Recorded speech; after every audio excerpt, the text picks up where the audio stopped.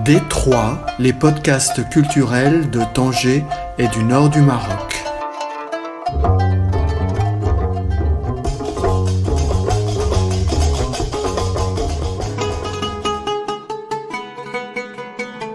Aziza Laraki est la directrice fondatrice de Galerie Kent, une galerie d'art tangéroise qui a pignon sur rue depuis presque 8 ans, ayant désormais gagné une réputation et une influence nationale et s'attaquant à l'international.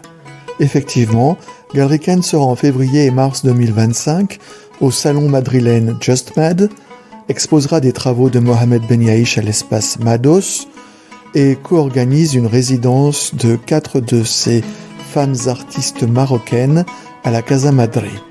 Galerie Kent s'est imposée en une 50aine d'expositions, dont les très remarquées El Bosque de los Sueños, juillet 2018, IEDBA Generation, 3 éditions à partir de 2019, Ouazzani Ma Nature et SOS Mayday en décembre 2022 et décembre 2023, Mnar en juin 2021 ou Toucher la peinture, septembre 2025. Et quelques artistes tels que Abdelkrim Ouazzani, Fouad Bellamin, Fawzi Latiris, Ahmed Amrani, Omar Mahfoudi, Amina Reski, Itaf Benjeloun, Mohamed Ben Yaïch, Catherine Poncin et Mahi Bin Bin. Avec en poche un master de business et de communication de Subdeco Marrakech et du Elmhurst College de Chicago, la galeriste dynamique et glamour s'est lancée dans l'art presque par hasard, en prenant en charge un bel espace commercial acquis par son père bien des années auparavant, après qu'elle ait travaillé pour Mobile Oil, Medi Telecom, avoir géré la holding familiale à l'homme et s'être offert la première animalerie de Tanger. Entretien sur un parcours on ne peut plus singulier et d'une vision assurément déterminée. Nous voici à Galerie Kent pour un entretien avec Aziza Laraki, la directrice et fondatrice de la galerie, qui maintenant est connue au niveau national pour son travail, et Galerie Kent qui va être en Espagne du 24 février au 14 mars prochain 2025. Aziza Laraki, qu'est-ce que va faire Galerie Kent en Espagne, à Madrid? C'est une continuité un peu naturelle et normale, étant donné que je suis tangéroise, moitié marocaine, moitié espagnole. Et comme tu le sais bien, cette galerie est née suite à un hommage très intime que je voulais faire à mon père. Et je pense que je l'ai fait et que j'ai fait mon deuil. Et maintenant, c'est le tour à ma mère. Et si je suis dans le monde de l'art, c'est plus peut-être grâce à ma mère qu'à mon père, étant donné qu'elle est d'une famille d'intellectuels, où il y avait un artiste peintre connu et reconnu en Espagne, à Madrid, et un oncle antiquaire qui a travaillé toute sa vie à Duran, spécialisé dans le livre ancien. Donc, je pense que je suis prête maintenant à franchir ce pas. Je le fais principalement pour ça. Deuxièmement, je le fais aussi pour les artistes, parce que tu ne peux pas garder les artistes sans visibilité, et je pense que c'est important pour eux aussi d'avoir cette opportunité de franchir le détroit. Et je le fais de façon naturelle. Je pense que le moment est arrivé. C'est venu plus vite de ce que je le pensais, mais c'est le moment et il faut le faire. Et étant donné que j'ai la langue et j'ai des contacts là-bas, pour moi, me semble logique de commencer par l'Espagne. Quand tu parles de visibilité des artistes, d'abord tu travailles avec des artistes qui ont déjà une certaine visibilité, quand on pense à Ouazzani, à Bellamin, à Latiris, mais les jeunes qui sont moins connus, tu leur donnes une grande visibilité déjà ici au Maroc. En fait, c'est les artistes les plus reconnus qui me permettent de faire aussi les jeunes. Je les remercie. Donc oui, les jeunes pour moi, ça a toujours été très important. On a fait 3 éditions d'Imba Generation qui ont très bien marché. Et justement, là, quand je vais en Espagne, un des événements, la foire Just Mad, Art Fair, c'est une foire pour jeunes artistes émergents. Mais justement, on est en ère de la bataille avec cette visibilité pour les jeunes. Alors, qu'est-ce que c'est que cette foire Just Mad exactement? C'est une foire qui est un peu folle, comme son nom l'indique. Mais en fait, c'est le moment des foires à Madrid. Il y en a 3 principales. Il y a Arco qui est fait pour les artistes de grand renom. Très grosse foire, c'est une machine, une des plus importantes du monde, je pense. Après, il y a Art Madrid, qui étaient à la base, il y a 20 ans ou 30 ans, les refusaient de Arco. Et puis il y a celle-là que j'ai trouvée très amusante et très bien pour commencer. Justement, c'est une foire spécialisée dans les artistes émergents. Et je pense que c'est l'endroit, je suis une galerie émergente avec des artistes émergents et je pense que c'est un bon compromis et pour une première foire à l'international, je pense qu'elle est de taille humaine dans un bâtisse qui est superbe, que j'adore, Palacio Neptuno, qui est magnifique, au centre du Madrid, au cœur de la ville. Et donc, je pense que c'est une foire très très jeune, très très fraîche, très très dynamique et presque tous les artistes qui passent par Just Mat finissent à Arco. Donc, je pense que c'est la bonne pour moi. Pourquoi ne pas avoir pris Benchefaj, Ouazzani et Hassani et être parti à Arco? C'était un autre type de défi. Je pense que ces artistes n'ont pas besoin de moi d'abord. C'est la première chose et je pense que je n'ai pas encore cette veine de tueuse qu'il faudrait que j'ai un jour ou l'autre. Mais pour moi, les défis, c'est plus intéressant de faire des choses avec des jeunes. C'est plus stimulant et ça serait trop facile. Et puis, je pense qu'il faut commencer quelque part et une foire d'émergents me paraît un bon commencement pour la Galerie Kent.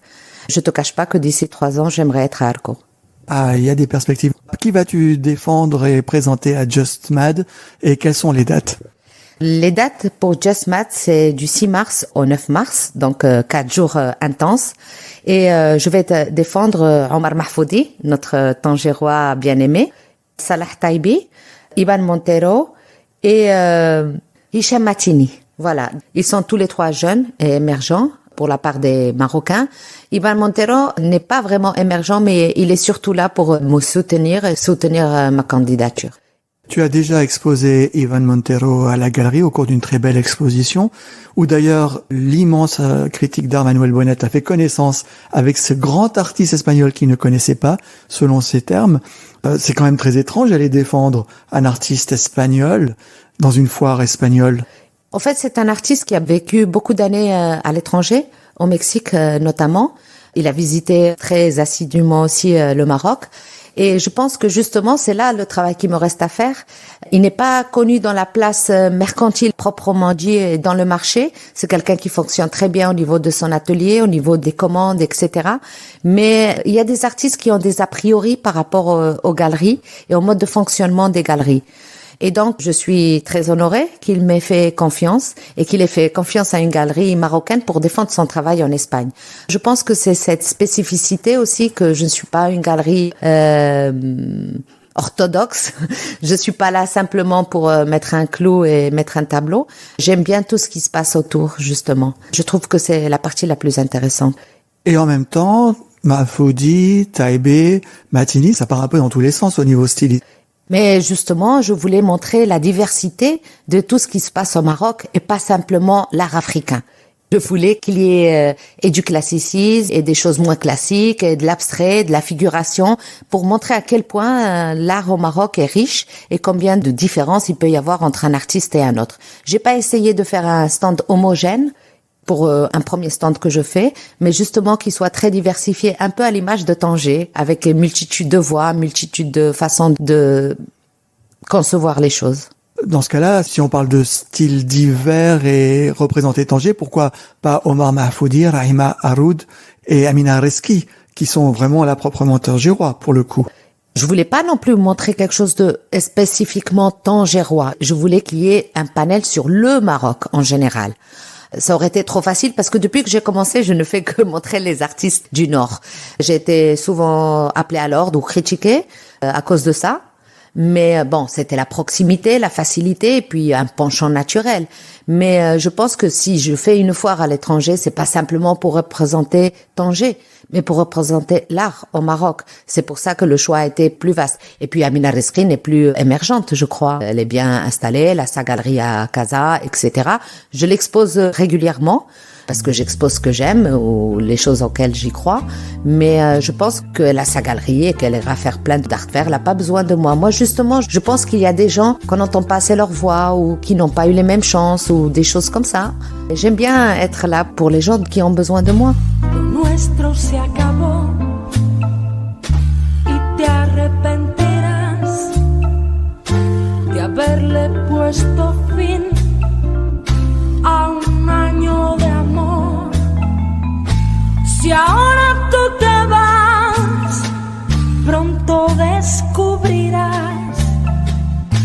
que los días son eternos y vacíos sin mí.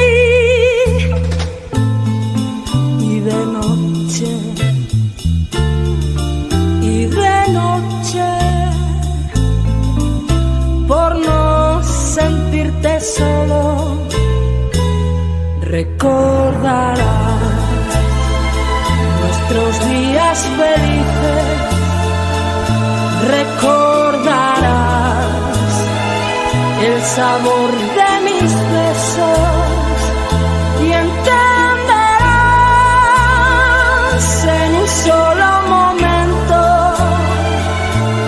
qué significa un año de amor, qué significa un año de amor. Tu reviens de les 54 à Marrakech, tu parlais de l'Afrique. Je crois que pour toi, c'est important quand même de recentrer les choses sur le Maroc. Oui, le Maroc fait partie de l'Afrique, mais je pense qu'il y a une spécificité. Et puis, c'est la porte de l'Europe. Et depuis notre situation ici à Tanger, on a toujours été confrontés avec l'autre. Et je pense que le Maroc est un pays très, très riche, avec une histoire de l'art très courte, mais qui est très, très dynamique. On le voit ces dernières années. Et je pense qu'il faut recentrer à mon niveau. Je veux dire, je n'ai pas de volonté de faire de l'art africain. Je veux faire de l'art marocain, essentiellement. Je veux que les autres pays connaissent notre art à nous, les Marocains. À Madrid, durant la même période, tu présentes aussi un grand étoilé. Oui, mon cher Mohamed Ben Yaïch, que j'aime beaucoup et avec qui je prends beaucoup de plaisir de collaborer. Je présente Ben Yaïch à partir du 24 février dans une salle d'exposition privée, très très connue à Madrid, avec une grande histoire. Une salle qui se trouve entre Reina Sofia et El Prado. Il fait un solo show. Et justement, là aussi, quand je parle d'art marocain, je veux pas qu'il y ait confusion. C'est pas de l'art handcraft, c'est pas de l'artisanat, c'est de l'art marocain, sans qu'il y ait forcément un cachet purement marocain ou un tapis ou un gel-lige ou quelque chose qui soit de cet ordre-là. Justement, Ben Yaïch, c'est quelqu'un qui peint des bars, des bordels, des petites ruelles, des choses comme ça. Et c'est pour qu'il n'y ait pas cette vision un peu pittoresque ou folklorique du Maroc et que au Maroc, on est comme partout ailleurs, voilà, et qu'on fréquente les bars et il y a des prostituées, aussi bien qu'il y a des coutumes et d'autres choses. Je veux dire, c'est un peu pour normaliser les choses et surtout pour qu'il n'y ait pas une vision folklorique. Mais en même temps, la façon appuyée, expressionniste de travailler de Mohamed Ben Yaïch, on est quand même dans un autre pittoresque, on va dire. Peut-être les couleurs un peu fauves, les mains grandes de Drissi. C'est sûr qu'il a des influences, c'est sûr qu'il y a un cachet quelque part, mais il est tétoinier, c'est pas pour ça qu'il peint la montagne de Tétouan. Ou qui peint les gel-liges, ou qui peint, vous voyez ce que je veux dire. Il y a par exemple des choses comme Plaza Toro, il y a des choses comme Teatro Cervantes, pas seulement les bars et les prostituées. Il y a par exemple un portrait des surréalistes. Il y a un tas de choses. Justement, c'est tout ce mélange qui m'intéresse et que je trouve très très très riche dans sa démarche. Ben Yaïch, il peint la vie, effectivement, avant tout la vie. Et pourquoi l'avoir mis dans un lieu à part, pas à Just Mad, mais un autre événement? On peut pas dire que Ben Yaïch soit émergent, ne serait-ce que par rapport à son âge. Donc, il n'avait pas sa place dans la foire Just Mad. Je pense que c'est un artiste qui mérite d'avoir un solo show et qui mérite d'avoir cette visibilité qu'il a déjà eu. Il a déjà beaucoup travaillé avec la France, les États-Unis, l'Espagne, etc. Mais je pense qu'il est dans un bon moment et que c'était le moment. Et puis, je le fais une semaine avant la foire Just Mad et c'est comme un opening. Et comme je vous ai dit, je pars en Espagne, c'est la ville de ma mère. Et je ne voulais pas partir seulement pour faire Just Mad. Je voulais partir pour montrer tout ce que j'aime et pour pouvoir partager avec les Espagnols. Je suis aussi espagnole, ma vision de l'art marocain. Ouais, mais à ce point de déménagement, il vaut mieux ouvrir une galerie carrément à Madrid. Ben écoute, ce matin, j'étais en train de parler avec Iban Montero et on est déjà en train de monter le projet pour l'année prochaine. Et donc, qui sait? Je ferme aucune porte et je te cache pas que l'idéal, ça serait d'avoir une galerie à Tanger et une autre à Madrid. Et puis, les rêves, c'est comme ça. Quand on rêve très très fort et très très haut, peut-être qu'on arrive. C'est beaucoup de travail, beaucoup de souffrance, beaucoup de sacrifices, mais qui valent la peine. Maintenant, je suis stressée, je suis fatiguée, mais je continue de rêver et je pense qu'il n'y a que ça qui peut me maintenir debout. Histoire de compliquer les choses, en plus, tu co-organises avec la Casa Madre de Isabel Molto une résidence d'artistes marocaines que tu as déjà présentée ici dans une exposition avec la même Isabel Molto. C'est d'ailleurs au cours de cette exposition que cette résidence a dû se décider. Quelle est cette résidence exactement ?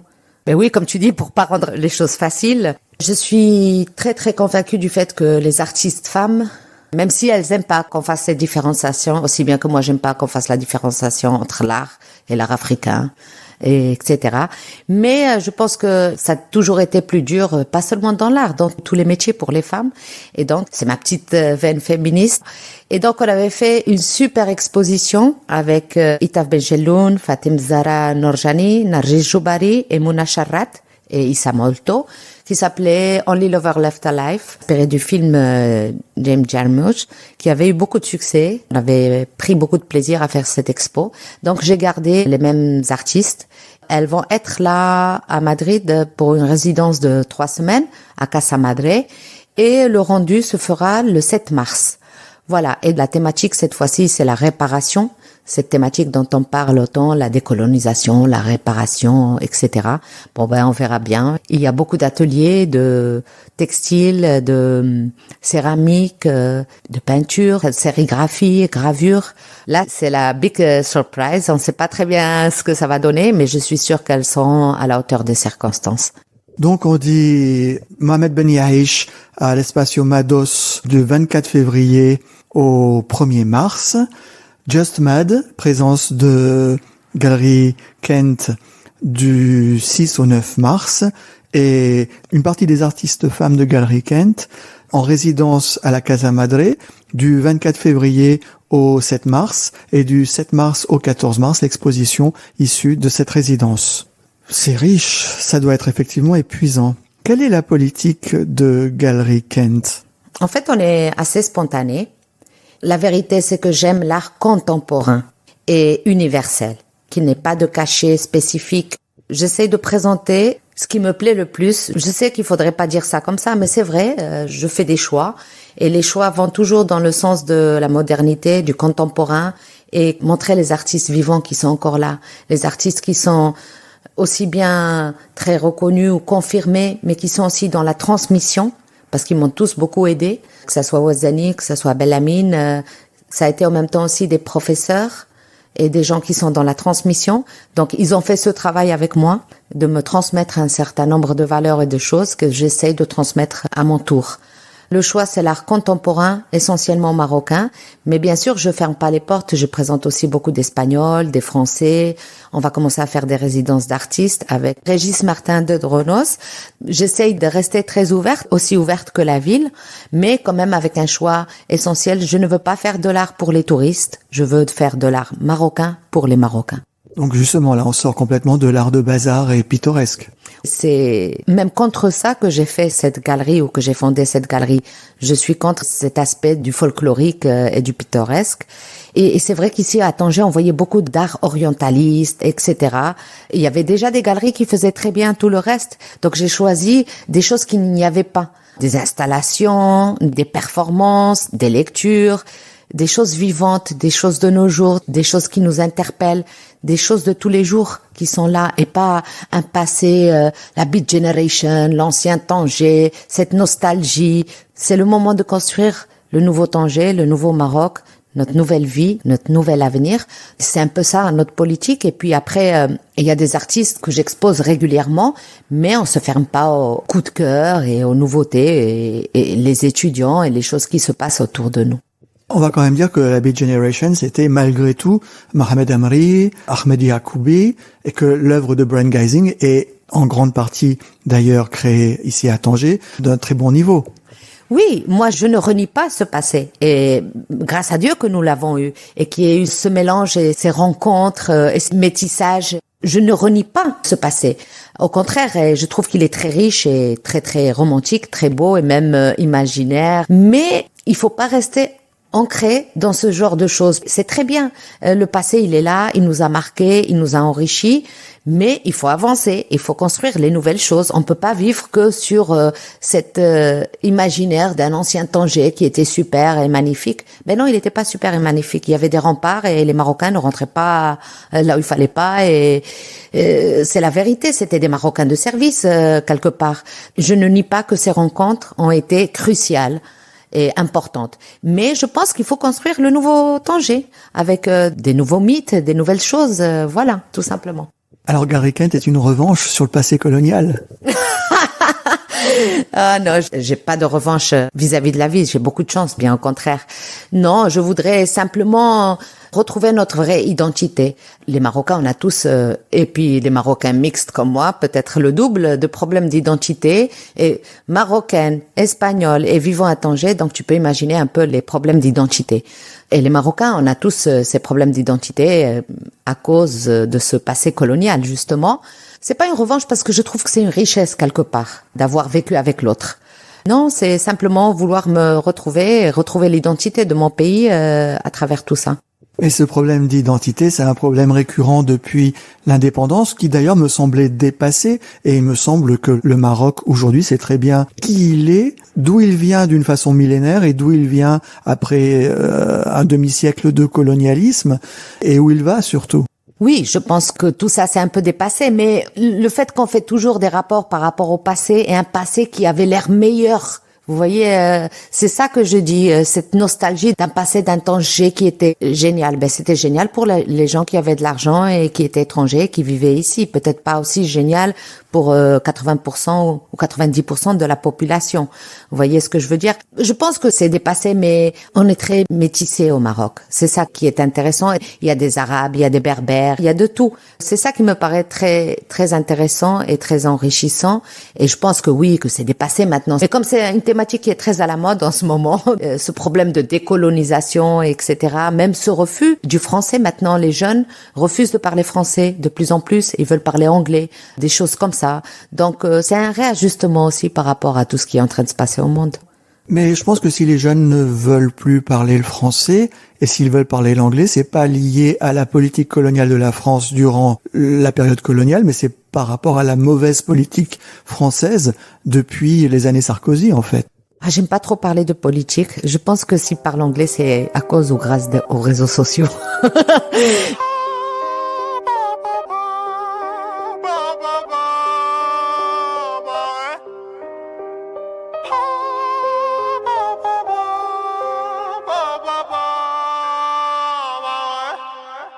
Bah ma gueule, c'est maintenant que tu captes toi.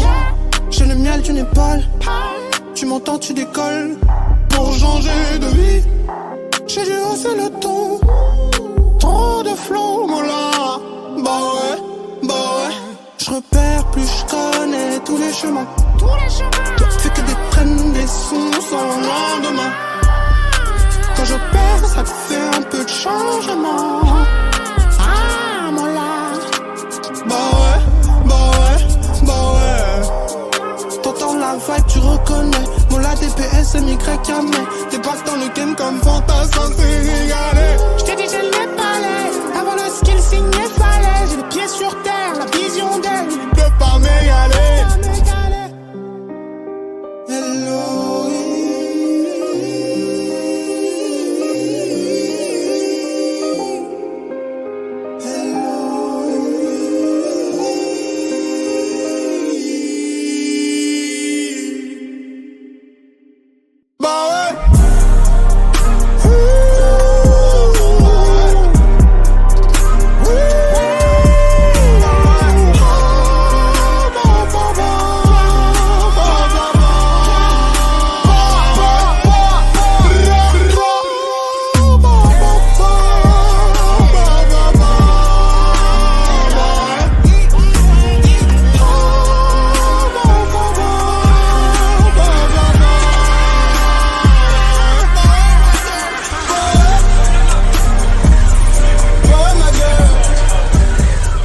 Alors ton refus de parler de politique va jusqu'au point que tu me parles pour la politique de la galerie, d'art contemporain, que tu défends l'art contemporain. Mais ça veut rien dire. Quel art contemporain tu défends? Parce que l'art contemporain, c'est l'art vivant, l'artiste vivant. Or, à partir du moment où un artiste est vivant, il est contemporain. Oui, c'est ça. Déjà, je ne fais pas dans les morts. Je ne suis pas marchand d'art, je ne suis pas revendeur ou dealer, je suis galeriste. Je veux montrer les tableaux des gens vivants qui travaillent, qui sont là avec nous, etc. Je présente ou je veux présenter les choses que j'aime et les choses auxquelles je crois. Je crois qu'après 7 ans, 8 ans, et puis après mon passé dans mon enfance où j'ai baigné un peu dans le monde de l'art, j'ai une vision et j'ai une sensibilité. Et c'est cette vision, cette sensibilité que je veux véhiculer. J'essaye d'être cohérente par rapport à ce qui se passe au marché, par rapport à ce qui se passe dans le monde de l'art et par rapport à ce qui se passe tous les jours, tout simplement. Et donc, être contemporaine dans le sens de montrer des choses modernes. Moi, ça m'intéresse pas de montrer un peintre, même aussi doué soit-il, qui fasse des natures mortes ou qui fasse de l'orientalisme. Ça m'intéresse pas. Je pense que c'est dépassé. Ça m'intéresse pas non plus de montrer des gens qui font de la calligraphie ou des choses qui sont liées intimement à la culture artisanale du pays. Je veux montrer des artistes qui font de l'art avec un grand A, de l'art hors du temps et de tout ce qui se passe autour, des gens qui soient habités, qui soient vrais et pas faire simplement de la décoration. Moi, ce qui m'intéresse, c'est le côté vrai des artistes. C'est ce besoin qu'ils ont. Parce que moi aussi, je l'ai. Et donc, quand on se retrouve, on essaie de monter des belles choses. Alors, quels sont les artistes vrais défendus par Galerie Kent ? Je sais pas quoi te dire. J'aime Ouazani, j'aime Bellamine, j'aime tous les jeunes que j'ai montrés à la Galerie Kent, Hajar Muhtassim, Omar Mahfoudi, qui soient autodidactes ou de l'école de Tétouan ou de l'école de Casa. Ces gens qui ont un respect par rapport à leur travail, à leur démarche et qui commencent peu à peu et qui font la route et qui ne rentrent pas dans les histoires de marché, qui sont vrais, qui sont authentiques, voilà, et qui restent fidèles à leurs valeurs. Je pense qu'il faut avoir des valeurs d'honnêteté, de fidélité et de vérité, tout simplement. Ça peut être très diversifié. Al-Atiris aussi, c'est quelqu'un de très vrai, d'habité. Ben, écoute, tous les gens que j'ai présentés, j'y crois. C'est-à-dire, je pourrais pas mettre quelque chose à la galerie que j'achèterais pas moi-même ou que je n'aurais pas moi-même. Dans ce cas-là, quels furent les événements, les expositions qui ont marqué les 7 ans et demi d'existence de Galerie Kent ? Où tu as eu le plus de plaisir, ou sinon où tu sens que l'existence de la galerie a basculé, c'est devenu quelque chose d'autre, a pris une autre dimension. S'il faut être honnête, la première véritable expo que j'ai fait, c'était avec Ilyes El-Fati, El Bosque de los Sueños. Et donc là, du jour au lendemain, parce que je voulais pas être galerie. Moi, je voulais faire un hommage à mon père. Il y avait un concept store où il y avait des meubles, etc. En fait, c'est les artistes qui m'ont poussé un peu à vouloir devenir galeriste. J'ai jamais voulu devenir galeriste. Ça s'est passé tout seul. Et à chaque fois qu'il y avait un artiste qui voulait exposer, il me faisait enlever plus de meubles, jusqu'à un jour, je me suis retrouvée avec 300 mètres carrés, avec que des murs et plus aucun meuble. Et donc, j'étais devant le fait accompli. Et c'est là où on a fait cette exposition. Mais pour un pur hasard, je pensais pas qu'on allait vendre 13 toiles. Et c'est comme ça que tout a commencé. Donc, il y a lui, il y a Ouazani, il y a Bellamine. C'est les 3 artistes qui ont marqué un peu le parcours de la galerie. Et à chaque fois, on rentre dans une nouvelle ère, avec une nouvelle façon de voir les choses, une nouvelle vision. Et à chaque fois, j'apprends plus de choses. Mais l'INBA, par exemple, les expos de l'INBA, ça a été très fort aussi, puisque là, tu as eu un apport d'un souffle de jeunesse que les autres n'ont pas, on va dire, quand même. Oui. En fait, on en a fait 3 des éditions qui ont été toutes les 3 d'un très très grand succès. Et puis cette idée a été reprise après partout et en mieux, parce que à Casa ou ailleurs avec plus de moyens, etc. Mais c'était tellement évident. Il y avait une école de beaux-arts à côté et personne n'avait pensé de faire ça, de prendre les meilleurs de chaque promo et de faire cette exposition. En fait, dans les 3 premiers cas dont on a parlé, c'est les artistes qui m'ont apporté des choses à moi. Et je pense que dans ce cas, dans les MBA, c'est moi qui ai apporté quelque chose à ces jeunes artistes parce qu'ils ont tous été repris, tous sans exception. Et ils ont toutes des carrières maintenant, ils exposent partout. Il y en a qui sont à l'étranger, il y en a qui sont déjà dans des galeries, etc. Donc je suis très très contente d'avoir été la première à avoir fait confiance à ces jeunes et que tous les autres galeries aient fait confiance à ma vision et les aient repris et qu'ils aient maintenant des carrières, même si des fois on voit que ça passe de 3500 dirhams à 350 000 dirhams, un peu de Donc, tu vois, il y a des choses comme ça dans le monde de l'art ou dans le marché plutôt de l'art que je ne partage pas. Je crois plus dans les carrières qui vont step by step, doucement et qui montent et voilà. Je pense que c'était aussi 3 belles expositions qui ont marqué aussi beaucoup la galerie. Et il y a quand même cette exposition où on entrait dans la galerie, il y avait une somptueuse, monumentale sculpture de Fawzi Latiris. C'était quand même une exposition historique et qui a marqué tout le monde. Il n'y a pas une seule exposition qui s'est passée à la galerie qui n'a pas marqué la galerie et moi-même.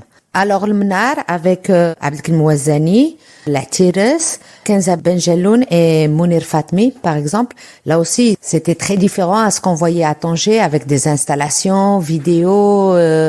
Toutes les expos à la Galerie Kent m'ont marqué d'une façon ou d'une autre. C'est un peu injuste quand je parle d'une plus que l'autre, mais peut-être parce que avec quelques-uns des artistes, on a continué à travailler et à construire et à faire des choses ensemble.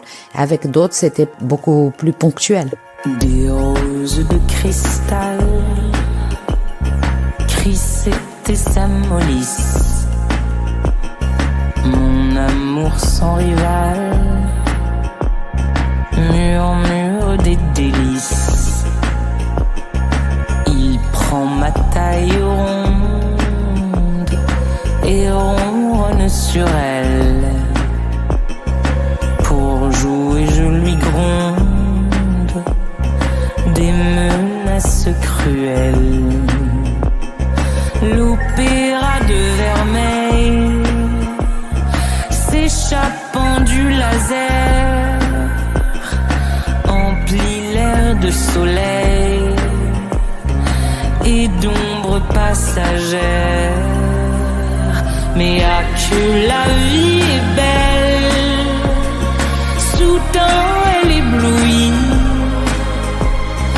comme un battement d'ailes d'oiseaux de paradis.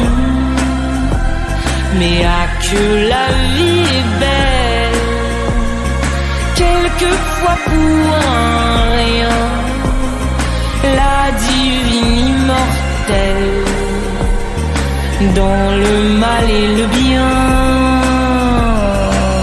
Quelles sont les relations de Galerie Kent avec Casa, Rabat, Marrakech? C'est des relations de travail essentiellement, donc j'y vais très souvent à Casa et à Rabat. D'ailleurs, l'essentiel de mes clients se trouve à Casa et Rabat, parce que les Tangérois achètent souvent que Tangérois ou Chamali. Ils achètent très bien Ben Yaïch, par exemple. Mais quand tu leur montres des choses un peu plus éloignées géographiquement, on a un peu plus de mal. Et Dieu merci que le TGV a été mis en place juste au moment du Covid ou juste après le Covid. Ça a sauvé un peu ma galerie. Parce qu'il faut être clair, à Tanger, il n'y a pas encore un marché de l'art. Donc on est tous là en train d'essayer de construire un marché de l'art soutenable. Ce qui revient à dire qu'il n'y a pas de marché de l'art national. S'il n'y a pas, dans une grande ville comme Tanger, il n'y a pas de marché de l'art national. Il y a des points de vente très forts et c'est tout. Pour le moment, oui, mais c'est un peu normal. C'est un marché où c'est une aventure qui a 60-70 ans. C'est pas séculaire comme en Espagne ou en France, depuis l'Antiquité grecque. Au Maroc, on a une histoire de l'art de 60 ans, 70 ans. À tout casser. Donc c'est très très récent. Il a commencé à avoir de l'art et puis le marché est venu un petit peu plus tard et je pense qu'il va finir par se réguler lui-même et commencer à exister. Pour le moment, il y a 2 places essentielles, Casa et Marrakech. D'ailleurs, toutes les galeries sont concentrées sur ces 2 points et même on voit des galeries de Kazaouiennes qui ouvrent à Marrakech. Mais là aussi, est-ce que c'est les Marrakechis qui achètent ou c'est les étrangers? Quand tu dis que le marché a 50-60 ans, non, l'art contemporain, l'art moderne a 50-60 ans. Le marché, il a commencé en fait avec, j'y pense là à l'instant, Frédéric Dankart à Essaouira, ça a été la première galerie très commerciale. Et après, ça s'est structuré par ailleurs à Casa, à Rabat. Il y a eu des grandes galeries prestigieuses, mais c'était pas du marché. C'était pour montrer des grands artistes. Oui, justement. D'abord, il y a commencé à avoir un peu d'art, de l'art. Les gens commençaient à faire de l'art. Après, une école d'art. Après, la deuxième. Et ce n'est que plus tard que le marché a commencé. C'est normal que maintenant, il soit très spéculatif, comme on a dit tout à l'heure, qu'il y ait des choses un peu aberrantes, à mon point de vue, et qu'il soit à ses premiers pas. Mais comme tous les marchés, ça finira par se régulariser. Et ça finira par devenir normal. Mais c'est à l'étape embryonnaire, disons. Mais quelle est ta relation avec les galeries Marrakchi, les galeries casablancaises, avec le musée Mohamed VI? Est-ce que tu as des coopérations? Est-ce que c'est des relations de travail seulement? Ou quel type de relation? Il y a des galeries avec qui je m'entends très bien parce que je connais personnellement les directeurs ou les propriétaires. De temps en temps, ils m'achètent des œuvres, moi je leur achète, voilà. On a une association de galeristes dans laquelle on discute des choses pour le bien-être de notre métier, etc. Mais malheureusement, j'ai pas encore eu l'occasion de faire de collaboration avec d'autres galeries. C'est aussi un marché très compétitif. J'aurais voulu que les petites galeries ou les galeries émergentes, on soit tous d'accord et qu'on fasse des choses, etc. Moi, je suis quand même dans le partage. Faut dire, c'est pas mon gagne-pain. Je le fais par passion, par amour et parce que j'y crois et parce que j'aime. Après, il y a d'autres personnes qui le font pour le business, pour réduire. Je dis pas qu'ils soient pas passionnés ou qu'ils aiment pas. Donc, j'ai des relations cordiales avec tout le monde. Après, bon, moi, je dis les choses comme je le pense et sans filtre. Ça peut énerver de temps en temps ou exaspérer. Mais je pense que c'est ma liberté et que je me dois de partager avec tous les gens qui croient en moi ou en mon travail ce genre de réflexion. C'est par honnêteté intellectuelle que je le fais tout simplement, mais en général ça reste des relations cordiales et il y en a avec qui j'ai même plus que des relations cordiales, des échanges de bons procédés, je demande conseil, on parle, on discute sans problème. Et avec le ministère de la Culture qui en général aime pas trop les histoires sans filtre. Mais écoute, moi avec le ministère de Culture, j'ai jamais eu beaucoup de problèmes. J'ai toujours travaillé avec eux pour exporter. Bon, faut dire que je travaille que dans les vivants. C'est pour ça que j'ai pas eu de problème. J'ai demandé mes autorisations. J'ai eu 1 ou 2 fois des subventions de loin, sans connaître personne, en passant par les procédures normales. Et j'ai jamais eu de problème dans ce sens. Après, ce qui se passe dans les musées, etc., ça c'est la fondation des musées, c'est autre chose. Bon, j'ai seulement dit que j'aimerais voir plus d'art marocain dans les musées marocains, tout simplement. Quels sont tes projets à venir?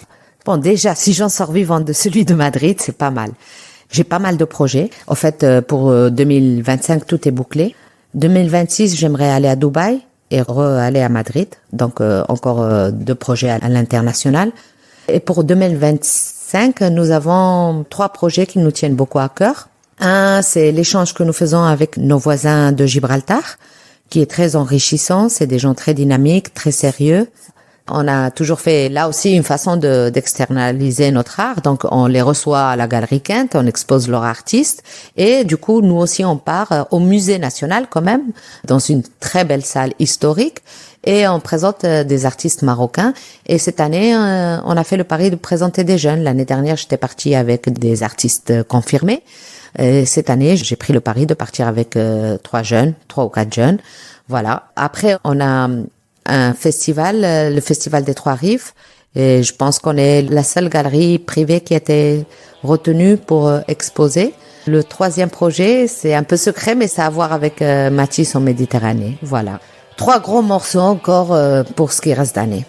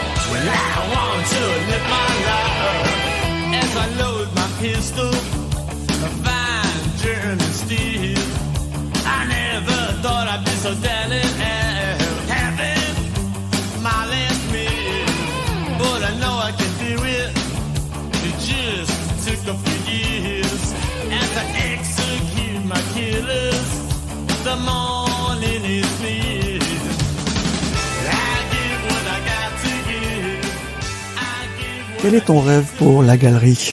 Oh là là. T'es dit, mon rêve pour ma galerie, ça serait d'avoir une extension à Madrid et qu'elle continue aussi bien que maintenant, tout simplement. Je crois que on est apprécié et par les clients et surtout par les artistes et par les gens du monde intellectuel et culturel, pas seulement à Tanger, mais même à Casa et à Rabat. Donc je trouve que c'est déjà très très bien. J'espère pouvoir au moins maintenir le même rythme que j'ai maintenant. Et comme je te dis, je ne cacherai pas que j'aimerais passer une partie de ma retraite entre Madrid et Tanger. Et pas Paris, pas Amsterdam, pas Düsseldorf ou Francfort, pas Milan? Ah non, je suis photosensible, il me faut du soleil, moi. On aimerait faire des foires partout, mais pas à résider, et pas avoir un commerce ou un business. J'aimerais l'avoir en Espagne. C'est comme ça. Quand tu vas titiller Dubaï, où déjà il y a quand même une partie de la profession au Maroc, des marchands, qui a inscrit sa présence sur le territoire. Ben justement, je vois qu'ils partent de plus en plus et qu'ils vendent de plus en plus cher là-bas et que ils prennent tout et qu'ils sont très intéressés par l'art marocain. J'aimerais leur montrer mon art marocain ou ma vision de l'art marocain. Peut-être que ça se vendra pas si bien, mais j'aimerais participer à qu'ils voient des choses un petit peu plus modernes, un peu plus punchy, un peu plus originales, disons, un peu plus transgresseurs peut-être. Et puis tu as des projets d'édition. Ah oui, ça c'est la partie du boulot qui est le plus calme, qui me rend le plus heureuse, qui me donne de la stabilité. Le fait de devoir éditer m'oblige à lire, m'oblige à rester chez moi, m'oblige à passer beaucoup de temps entre les feuilles et les pages. J'adore ça. Même à chaque expo, j'essaye de faire quelque chose d'écrit et pas simplement des PDF, etc. Oui, on a beaucoup de projets, on a autant de projets culturels ou d'expositions que pour l'édition. Donc, nous avons fait la monographie de Abdelkrim Ouazzani. On a fait un deuxième livre écrit sur les Simèzes avec un certain Philippe Guiguet-Bologne, qui a eu beaucoup de succès d'ailleurs et qui marche très très bien et qui a été repris par d'autres critiques d'art. Donc, encore une fois, je suis très contente de donner l'exemple et que les gens suivent un peu notre parcours. Et on a un troisième bébé qui sera prêt, je l'espère, pour l'exposition de Mohamed Ben Yaïch. Et là, c'est un carnet d'artistes, un peu original, avec un texte, encore une fois, avec Philippe Guiguet-Bologne. On a aussi une petite interview de Fouad Belhamine qui va être retranscrite. Et peut-être qu'on mettra quelques gravures ou quelque chose dedans, parce que j'aime bien que le livre soit aussi un livre-objet. Ils sont de plus en plus rares et on les lit de moins en moins, que je pense que rajouter un petit côté... allez, disons sexy, à l'édition, ça aide beaucoup. On l'a vu pour écrire sur les Simèzes, cette petite couleur rose, voilà, a donné un très bon effet. Et donc, on va continuer un petit peu dans cette voie, à éditer des livres qui nous tiennent à cœur et des choses qu'on aime bien avec les gens qu'on aime bien. En fait, tu as un regard qui est évident. Tu as un sens aussi de l'écoute qui est assez exceptionnel, ce qui fait que d'ailleurs tu te fais si bien conseiller en général. Et puis tu as ce sens de la com. Quand tu dis la petite couverture rose qui a fait la différence, ça c'est de la com. C'est quand même ton truc. Ah oui, Philippe. Allez, pour rien vous cacher, j'ai fait des études de marketing et communication. J'ai fait une école de commerce et après j'ai fait un master en international business à Chicago. Donc oui, de formation. Et d'ailleurs, mon cheval de bataille depuis le premier jour et ce qui m'a beaucoup aidé, c'est les réseaux sociaux. Et je me cache pas que j'adore prendre des photos, me prendre en photo, poster, communiquer. C'est mes études. C'est la seule chose que j'ai étudiée dans toute cette histoire. Le reste, ça vient un peu inné. Et comme tu dis, j'écoute, je m'entoure de gens intéressants et j'aime ce que je fais. Mais le seul apport que j'ai pu vraiment faire à mon niveau personnel, c'est la communication. Et d'ailleurs, je trouvais, au début, quand je commençais à m'intéresser au monde de l'art, je trouvais que les galeries étaient un peu cachotières, un peu élitistes, les lumières éteintes. Quand tu rentrais, tu étais un peu impressionné, tu vois. On te regardait pas si tu n'avais pas les sacs et les chaussures qu'il fallait. Et donc, je pense que tout ce qui est art et culture doit être à l'opposé de ce genre de choses. Oui, c'est un produit de luxe, on est d'accord. Mais c'est un luxe abordable et un luxe que tout le monde a droit. Même si on n'achète pas, on a le droit de regarder et d'apprécier. Et donc, je pense que le seul apport que j'ai pu amener à ce monde, c'est justement la communication. Et il y en a qui voilent, moi je dévoile.